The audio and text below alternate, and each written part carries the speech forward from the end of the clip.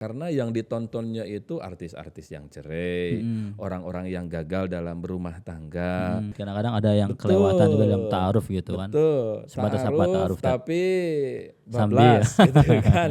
Iya. Ta'aruf itu bukan mengenal pribadi loh. Karena Oh. kalau mengenal secara pribadinya, pasti pribadinya akan dibuat lebih baik. Iya. Ada action lah ya. Kalau mengenal pribadi secara langsung. Kalau bahasa sekarang pencitraan ya. Betul, ada Jaimnya, pencitraan. ya. Kita pengen mendapatkan pasangan yang soleh, yang solihah, tapi kitanya udah soleh atau belum gitu. Kita ingin mendapatkan orang yang baik, pasangan kita baik, pertanyaannya kita sudah baik atau belum.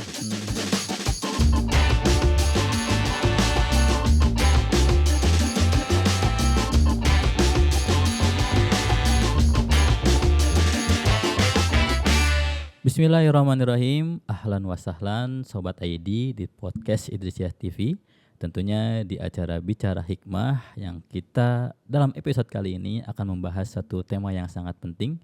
Sebuah ibadah yang akan kita lakukan tentunya. Ibadah yang sangat panjang sekali bersama Ustadz Han Burhani selaku Kepala Divisi dari LPKS. Nah, langsung saja kita akan sapa kepada Ustadz Han Burhani. Assalamualaikum Ustadz. Waalaikumsalam warahmatullahi wabarakatuh, Ustaz. Alhamdulillah Ustadz, ya kita bisa ketemu lagi. Alhamdulillah.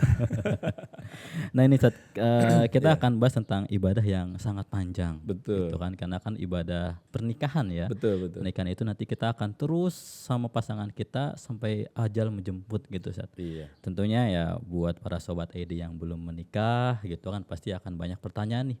Terlebih gitu sekarang nih pas banget 14 Februari. Tapi 14 Februari bukan budaya kita, bukan Valentine Tat ya. Betul, bukan budaya kita, tapi kita akan isi dengan hal-hal yang bermanfaat. Nah, hal-hal yang tentunya membuat kita semakin dekat dengan Allah SWT. Betul. Nah, gini Ustadz, sekarang ini banyak fenomena di sosial media. Iya. Para pemuda yang katanya tuh ditekan gitu kan, Betul. entah sama temannya, sama orang tuanya gitu kan, sudah berumur tapi belum menikah. Nah, mungkin gimana sih Ustadz buat fenomena ini, apakah memang menikah ini akan menyelesaikan masalah dari pertanyaan-pertanyaan tersebut atau gimana Ustadz? Ya, baik. Bismillahirrahmanirrahim. Assalamualaikum warahmatullahi wabarakatuh. Waalaikumsalam. Saya ingin memulai dari salah satu hadis Nabi bahwa Rasul menyampaikan an-nikah nisfuddin, nikah itu adalah setengahnya agama. Setengah agama. Jadi bayangkan saja agama yang begitu luas, yang begitu banyak, permasalahan agama juga yang begitu banyak, cabang-cabang agama juga begitu banyak, ternyata setengahnya itu ada dalam rumah tangga.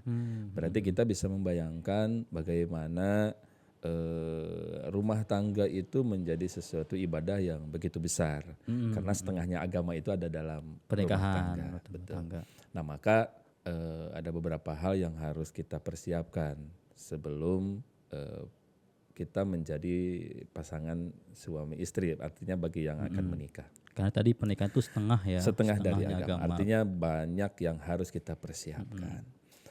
Nah, kaitan dengan yang tadi ditanyakan, apakah pernikahan itu akan menyelesaikan permasalahan dan problematika? Namanya ibadah pasti akan ada tantangannya. Iya. Apalagi pernikahan itu setengah agama, artinya akan banyak tantangan dan ujian. Maka hal pertama yang harus disiapkan bagi sahabat-sahabat yang akan menikah bukan menyiapkan materi, bukan menyiapkan tempat resepsi, bukan menyiapkan catering dan lain sebagainya, tapi yang paling penting itu adalah menyiapkan kesiapan mentalnya kita, kesiapan mental. Betul banget Ustadz, karena ya kalau kita lihat fenomena sekarang gitu kan, apa yang viral, orang-orang tuh lebih sibuk mikirin resepsinya di mana, makannya apa gitu kan, kemudian undangannya mau siapa aja gitu. Ternyata itu bukan yang pertama Ustadz ya. Bukan yang pertama. Hal yang pertama harus disiapkan itu melayakkan diri kita, layak atau tidak. Bahkan mungkin ada orang yang sudah menentukan hari haknya, sudah menentukan cateringnya, sudah menentukan tempatnya gitu, tapi tidak jadi. Maka itu bisa jadi adalah cara terbaik Allah karena pasangan tersebut memang belum layak buat kita. Maka yang paling penting disiapkan itu satu melayakkan diri, yang kedua mengupgrade diri kita. Bukan mengupgrade materi ya, tapi mengupgrade diri kita. Karena pada prinsipnya Allah menyampaikan wa khalaqnakum azwaja. Semua orang itu akan berpasang-pasangan. Ya. Bahkan yang meninggal sebelum menikah pun kelak di surga itu akan memiliki pasangan. Oh gitu. Ya, Jadi Rasul- misalnya ada orang yang belum menikah nih, terus Betul, dia meninggal. Nanti di alam kuburnya atau di surganya surga itu ketemu akan sama pasangannya. ketemu sama pasangannya. Bisa jadi, Rasul kan ya. menyampaikan laisa fil jannah, bahwa di surga itu tidak ada yang jomblo katanya. Oh jomblo, nggak ada yang di surga. Jadi kalau misalkan ada yang meninggal sebelum menikah, itu pasti akan diberikan pasangannya. Contoh, misal ada Siti Maryam itu kan tidak menikah. Ya. Nanti di akhiratnya beliau akan ada pasangannya. Dan kita tidak perlu menerka-nerka siapa pasangan beliau. Misal kayaknya Nabi Yusuf nih, nggak begitu juga gitu kan. Itu rahasia Allah, siapa pasangannya Iya, Allah Allah lah yang udah nanti tahu yang dan akan netapinnya. menentukan. Dan siapa ini yang luar biasanya nih, siapa yang akan menjadi penghulunya atau menikahkannya, Allah langsung yang menikahkan. Wah ini luar biasa. IO-nya banget ya. tahu siapa? WO-nya? Siapa? WO-nya itu malaikat. Wah. Jadi kalau nanti WO-nya ada sudah pestanya malaikat juga itu pasti lain-lain. perfect gitu, nggak bakal ada kesalahan-kesalahan. Jadi ada ya yang WO-nya malaikat ya. WO-nya malaikat, tapi nanti di surga gitu. Oke. Nah, yang di dunia ini pasti itu akan ada pasangannya, dan itu sudah dijamin oleh Allah Subhanahu wa taala. Pasangannya itu pasti laki-laki dan perempuan. Jadi kalau ada laki-laki yang memilih laki-laki, dia keluar dari kodrat tuh. Atau perempuan memilih perempuan sebagai pasangan, itu keluar dari kodrat. Iya. Karena kodratnya itu adalah laki-laki dan perempuan. Maka yang harus dipantaskan dan dilayakan itu mengupgrade diri kita untuk menemukan pasangannya.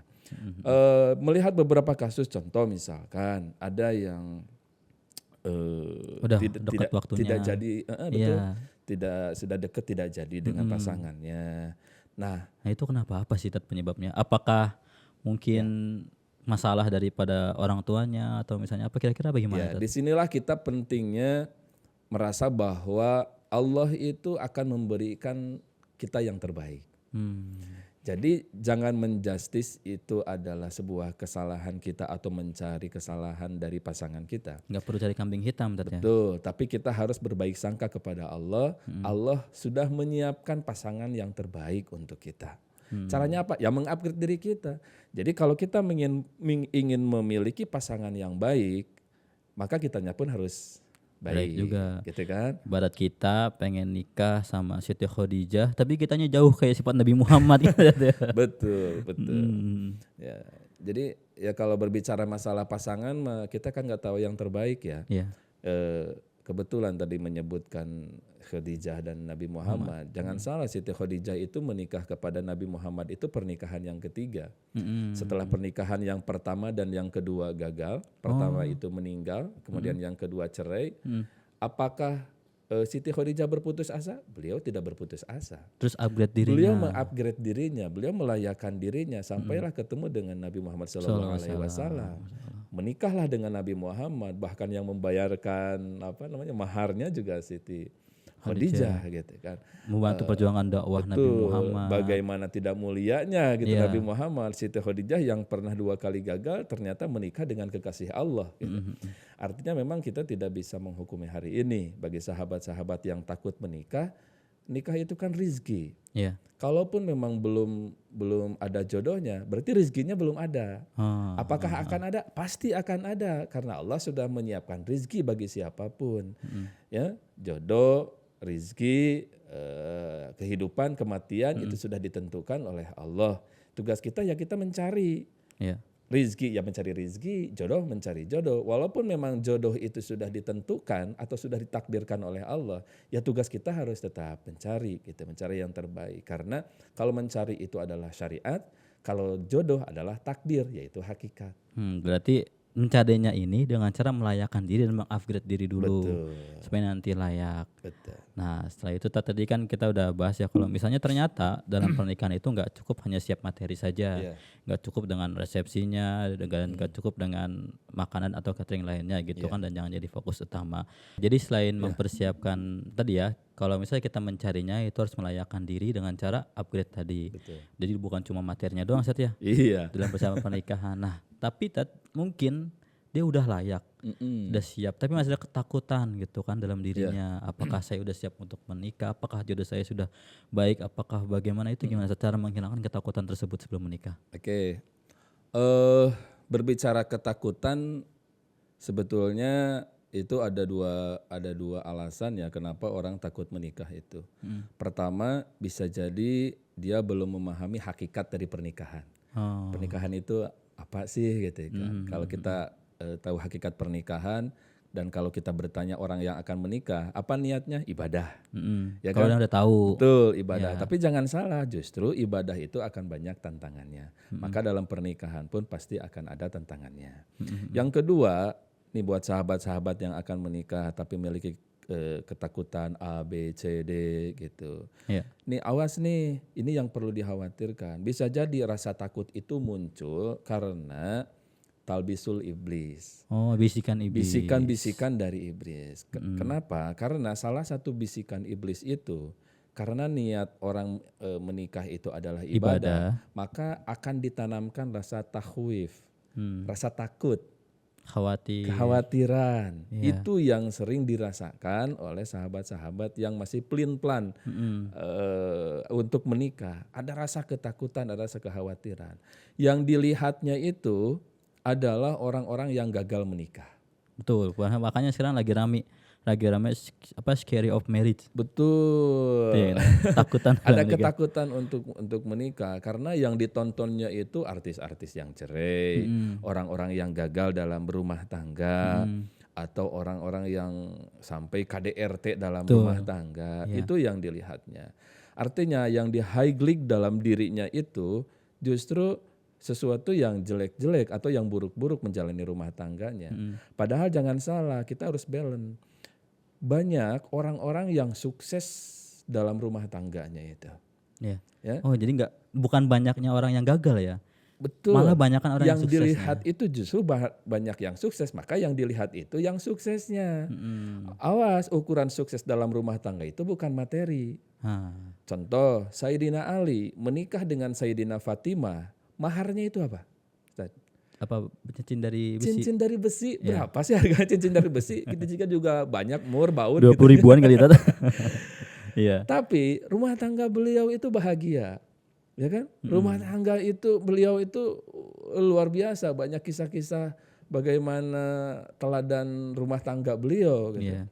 Baik dari Sayyidina Ali ataupun dari Sayyidina Fatimahnya. Karena Siti Fatimah mendapatkan Sayyidina Ali yang menyayanginya, begitupun Sayyidina Ali mendapatkan Siti Fatimah. Artinya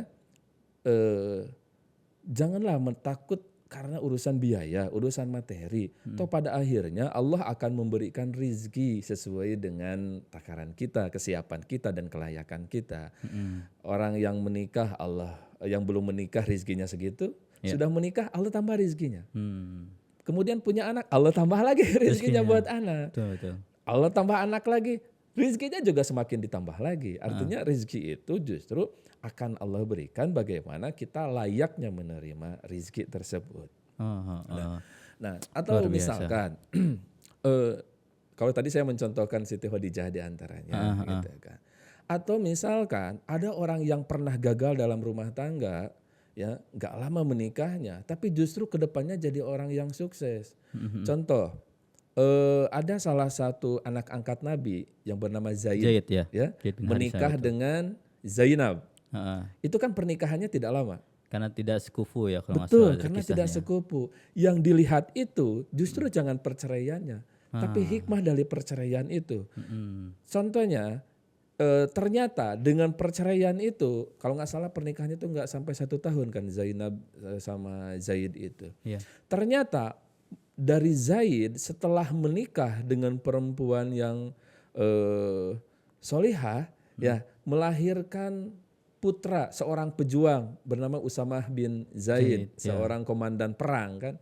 Dan Zainab sendiri ternyata ditikah oleh Rasulullah, artinya oleh orang yang soleh. Jadi kalaupun kita melihat orang-orang yang bercerai, kita jangan melihat perceraiannya. Betul. Tapi pasti ada hikmah di balik itu semuanya. Kalau ada pepatah mah geningan, ada hikmah di balik musibah gitu kan. Ada obat di balik sakit gitu kan, ada kebaikan di balik keburukan gitu kan. Dan yang paling pentingnya ya ada doa di balik ada ijabah di balik doa-doa kita. Jadi Maka gitu. mungkin ini jawaban dari orang yang takut untuk menikah tadi ya. Betul. Pertama prasangka baik kepada Allah, kemudian ada pun misalnya terjadi hal-hal yang buruk, pasti ada hikmahnya. Betul. Jadi jangan takut dulu untuk melangkah dalam pernikahan tersebut. Betul. Kita harus balance lah. Justru kalau kita melihat lebih banyak orang-orang yang sukses dalam pernikahannya. Coba lihatlah. Ya, saya alhamdulillah Ustaz, udah 18 tahun menikah. Alhamdulillah sampai hari ini tetap bertahan dan insya Allah sampai surga kita bersama istri kita. Gitu. Iya betul. Begitupun dengan yang lain. Banyak contoh-contoh yang harus kita jadikan teladan bahwa jangan takut untuk menikah. Ya. Ya. Apalagi kalau misalnya kita yakin, kita juga paham agama, insya Allah Pak Ustadz ya, ada hikmahnya di balik apapun yang terjadi. Betul. Gitu. Oke, sekarang kayaknya udah kita bahas tentang apa ya, ciri-ciri ya, atau misalnya cara memilih buat bagaimana jodoh terbaik kita gitu kan. Biar kita nih ketakutan tadi bisa hilang gitu kan. Dengan cara-cara kita tahu memilih jodoh itu gimana Zat? Oke, bagaimana cara memilih jodoh? Rasul memberikan pilihan atau memberikan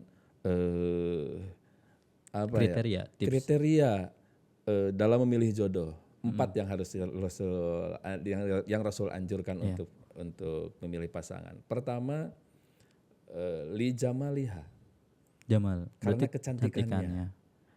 Ingat, kecantikan itu tidak abadi. Artinya kecantikan itu akan luntur. Kalau usia 20 tahun, 25 tahun masih bening lah.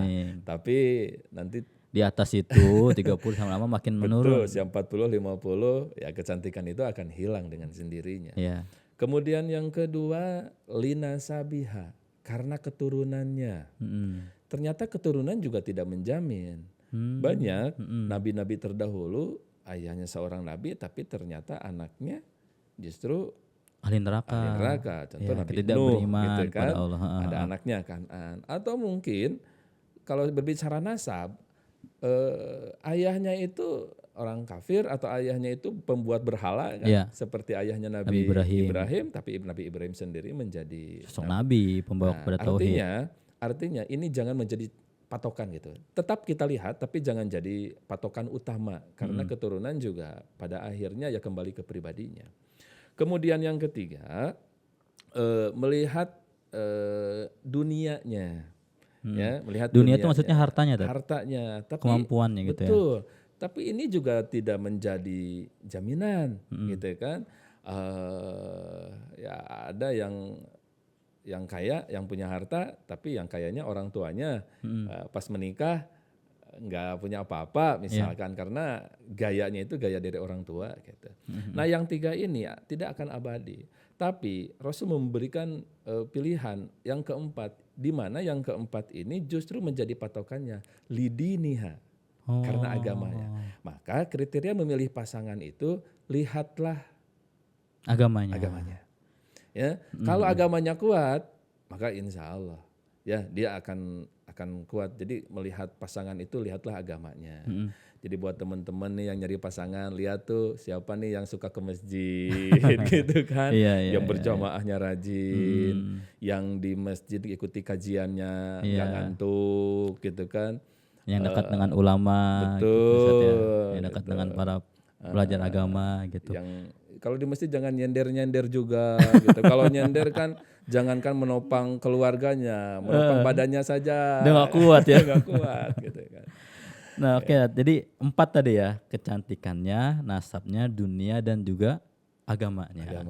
Berarti kalau misalnya ada orang keempatnya ini ada semua, itu bagus banget ya. Ya kalau ada alhamdulillah bagus gitu, tapi ya tetap jangan jadi prioritas utama. Prioritas utamanya itu adalah agamanya. Itu yang pertama. Kemudian yang kedua, di dalam Islam itu mengenal istilah ta'aruf, perkenalan. Maka ta'aruf ini menjadi model di dalam agama Islam bagaimana cara memilih pasangan. Apakah itu diperbolehkan? Ya diperbolehkan. Sebatas mana diperbolehkannya? Nah, itu kadang-kadang ada yang kelewatan juga dalam ta'aruf gitu kan. Betul. Sebatas apa ta'aruf? Tapi Sambil. bablas gitu kan. Iya. Ta'aruf itu bukan mengenal pribadi loh. Oh. Karena kalau mengenal secara pribadinya, pasti pribadinya akan dibuat lebih baik. Ya. Ada action lah ya.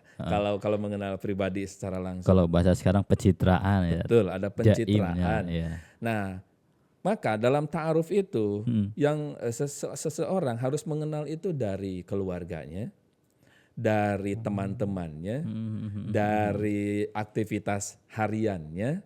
Kalau ta'arufnya hanya dari personal seseorang, ya itu pasti akan dicitrakan lebih Dengan baik gitu kan. Sebelum tidur ngechat dulu, Neng nanti mau dibangunin tahajud jam berapa gitu kan. Itu. Nah, pas di chat jam 3 pesannya otomatis, Tat. Iya, bisa begitu gitu kan. Iya. Ya, itu mah bisa dibuat-buat gitu kan. Perempuannya nanya, kalau abang tahajudnya jam berapa? Oh saya mah tahajudnya siang malam. Gitu kan. Karena nggak pernah tahajud, nggak tahu. Nggak tahu gitu kan, tahajud siang malam.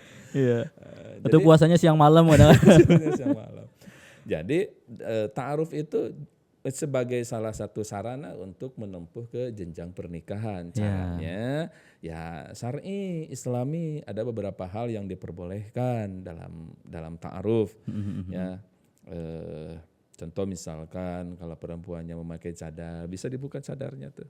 Dilihat wajahnya. Betul, lihat wajahnya, dilihat tangannya. Kan perempuan itu bisa dilihat dari sananya kan. Betul, dari tangan. auranya. Walaupun pada akhirnya kan perempuan itu banyak misterinya gitu. Tapi dari wajah dan tangan itu bisa diketahui.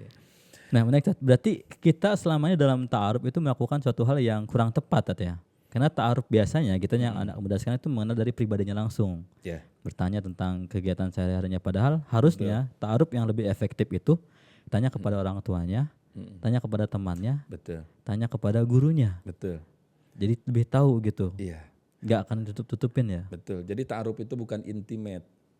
Bukan berduaan kemana-mana gitu nya, bukan dibonceng dengan yang belum mahramnya gitu. Tapi justru ta'aruf itu menggali informasi dari orang-orang yang ada di sekitarnya. Gitu. Ini mungkin buat sobat ID ya yang mau menikah gitu, apalagi sekarang ini udah mau mendekat Ramadan, biasanya Syawal, Tat. Oh iya betul. Syawal, nikah ya. banyak yang nikah gitu kan. Nah mungkin ya salah satu tips buat kita yang pengen mencari jodoh ketika ta'aruf ini juga harus tanya kepada orang tuanya, temannya atau sahabatnya. Betul. Atau mungkin ada yang lagi Ramadan nih nyari-nyari jodoh gitu kan, Ramadan merajin kadang-kadang. Iya, habis Ramadan. Gitu, nah balik lagi ta'arufnya tadi, Tat, ya. Iya betul. Harus sama orang-orang terdekatnya. Nah ada lagi, Tat, buat kriteria mencari jodoh tadi kan selain 4 tadi ta'aruf, nah itu gimana lagi, Tat, syarat-syarat ta'aruf biar nggak kelewatan? Iya, apa syarat ta'arufnya? Iya, biar nggak kelewatan gitu, apa aja sih batasan-batasannya? Oh iya betul, boleh? batasan-batasannya ini perlu diperhatikan. Artinya batasan-batasan dalam ta'aruf itu tidak boleh keluar dari syar'i. Ya, syar'inya itu harus tetap terjaga.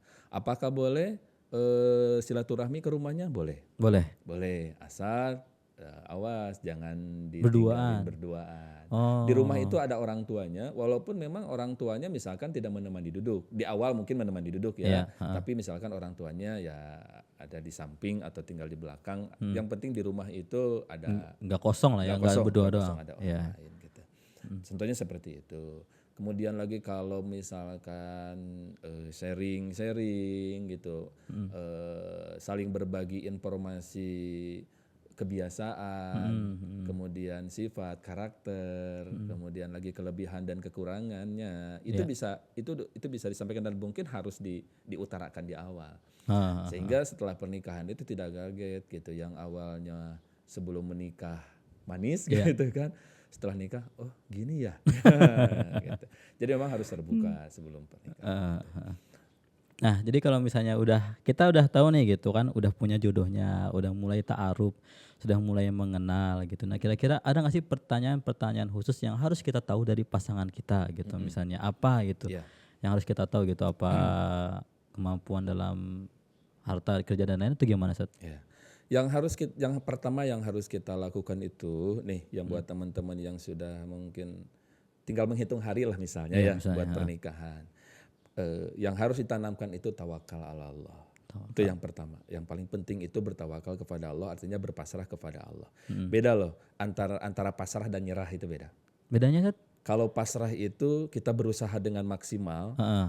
ikhtiar yang maksimal, Iya. dan diiringi dengan doa yang maksimal, selebihnya kita pasrahkan kepada Allah.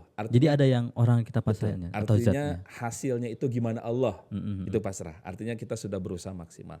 Beda Kalau dengan nyerah. nyerah. Kalau nyerah itu di awal sudah nggak ngapa-ngapain.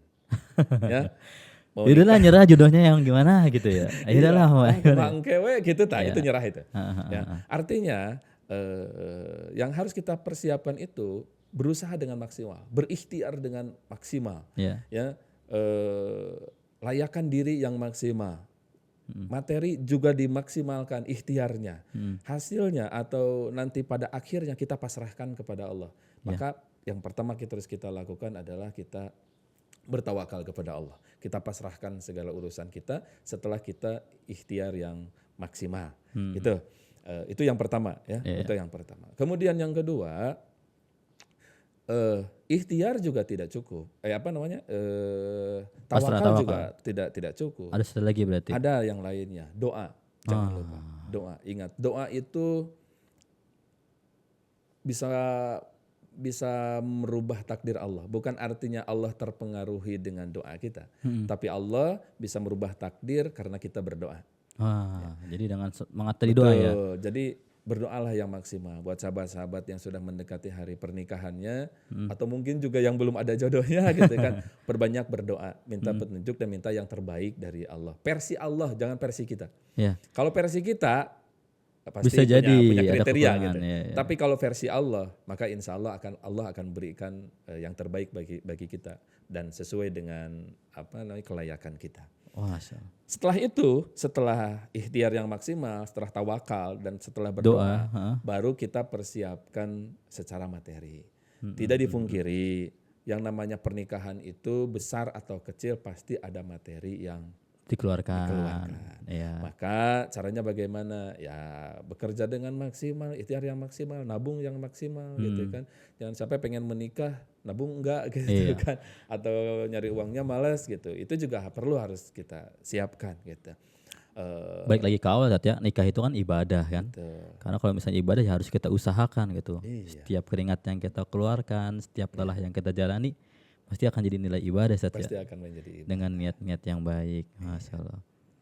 Jadi selain tadi tawakal, doa dan juga usaha. Kira-kira Ustaz ada nggak sih cerita-cerita gitu? Ustaz beberapa kali kan menjodohkan atau memasangkan gitu antara laki-laki dan perempuan. Ada nggak cerita orang-orang yang awalnya ragu sekali dengan pasangannya, tapi setelah menikah ternyata manis buahnya? Ada nggak Ustaz? Iya, pasti ada aja sih. Ada aja. Karena keraguan itu wajar ya ketika sebelum menikah. Tapi kita selalu menekankan bahwa yakin la yuzalu bisak, bahwa keyakinan itu tidak akan hilang dengan keraguan. Artinya ya kalau ingin mendapatkan anugerah dari Allah ya jangan ragu gitu, harus yakin. Jadi biasanya sih kalau yang kita ta'arufkan itu modal utamanya itu adalah keyakinan. Keyakinan kepada mursyid kita, keyakinan kepada pimpinan thariqah kita, sehingga muncul mahabbahnya itu dibuktikan dengan menerima pasangannya. Nah, dan alhamdulillah sampai hari ini justru yang berawal dari sami'na wa ata'na dari pernikahan itu berbuah manis hari ini. Mungkin saya nggak perlu spill orang-orangnya lah ya, tapi kita bisa ngelihat lah bagaimana berkah kehidupannya, berkah ilmunya gitu, karena modal ketaatan dan keyakinannya tadi ya.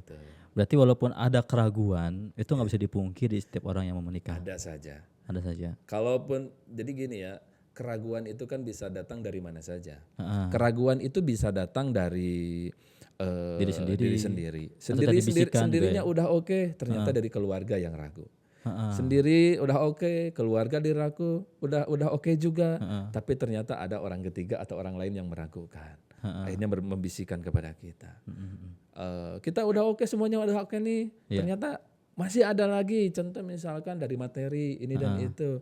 Artinya keraguan itu adalah bentuk ujian.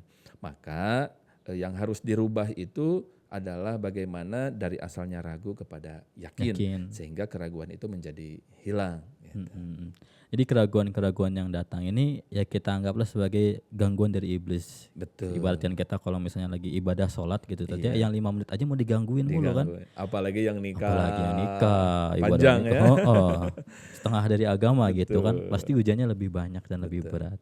Nah mungkin Ustaz ada 3 pertanyaan buat diri sendiri nih sebagai penutup podcast kita gitu kan, buat Sobat ID yang sudah atau akan menikah. Atau 3 pertanyaan yang harus ditanamkan, yang dijawab oleh diri sendiri.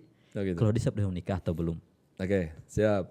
Buat sahabat-sahabat nih yang akan menikah, pertanyaan pertama, sudahkah kita mendekat kepada Allah? Wah, berarti kalau belum jangan nikah dulu. Artinya atau apa? belum ya? Artinya gini, karena pernikahan itu adalah apalagi bagi seorang laki-laki ya, akan menjadi imam, maka kita akan dipinta pertanggungjawaban dari apa yang kita lakukan di rumah tangga itu. Maka langkah pertama mendekatlah kepada Allah. Ya, jadi langkah pertama mendekat kepada Allah. Bagi sahabat-sahabat yang akan menikah, mendekatlah kepada Allah. Kalau sudah kita mendekat kepada Allah, maka Allah akan berikan pertolongan, Allah akan berikan kekuatan kepada kita.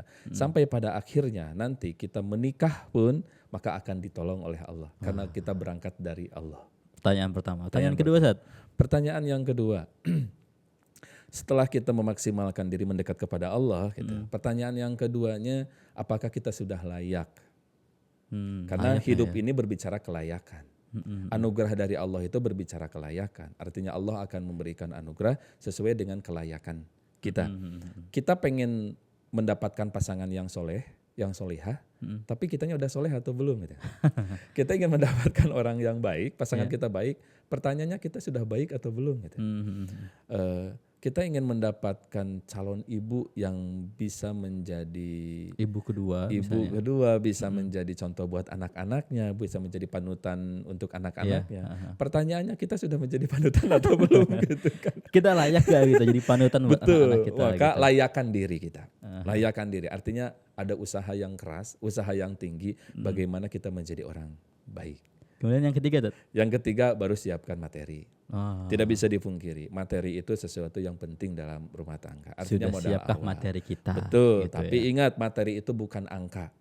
Artinya bukan berpuluh-puluh juta, bukan beratus-ratus juta. Artinya kita memiliki mahar, kita memiliki ya buat syukuran, dan itu bisa dimusyawarahkan dengan pasangan kita. Laki-laki, Rasul menyampaikan sebaik-baik laki-laki itu adalah terbalik ya, yang perempuan dulu ya. Nanti bisa dikat ya. Nggak aman ya. Gini, Rasul pernah menyampaikan sebaik-baik perempuan itu adalah perempuan yang tidak membebani suaminya dalam maharnya. Artinya meringankan maharnya. Untuk perempuannya. Dan sebaik-baik laki-laki adalah laki-laki yang memberikan mahar terbaik untuk calon istrinya. Jadi jangan kebalik ya. Jadi balance kan kalau gitu kan, adil kan. Perempuannya tidak menuntut besar, laki-lakinya pun memberikan yang terbaik. Artinya sesuai dengan kemampuannya. Jadi ya tidak bisa lepas dari materi, maka persiapkan gitu materinya. Dan sekali lagi materi itu bukan berbicara angka besar atau kecil, tapi berbicara ada atau tidak ada, dan itu bisa dimusyawarahkan antara dua keluarga. Insyaallah. Oke, itu dia Sobat ID. Ini pesan-pesan penting semua nih dari Ustaz Hanahan gitu kan, bagaimana pengingat buat kita atau buat Sobat ID yang akan atau belum menemukan jodohnya, mudah-mudahan bisa menemukan jalan terbaiknya, karena tadi pernikahan itu adalah setengah daripada agama. Akan banyak rintangan, perlu banyak persiapan, dan mudah-mudahan Allah lancarkan jalannya. Amin. Dan mudah-mudahan Allah temukan jodohnya. Hingga tentunya dengan pasangannya nanti bisa menuju surganya Allah SWT. Tentunya nantikan tuh Ustaz ya podcast kita tentang pernikahan ataupun yang lainnya di podcast Idrisiyah TV Bicara Hikmah. Assalamualaikum warahmatullahi wabarakatuh. Waalaikumsalam warahmatullahi wabarakatuh.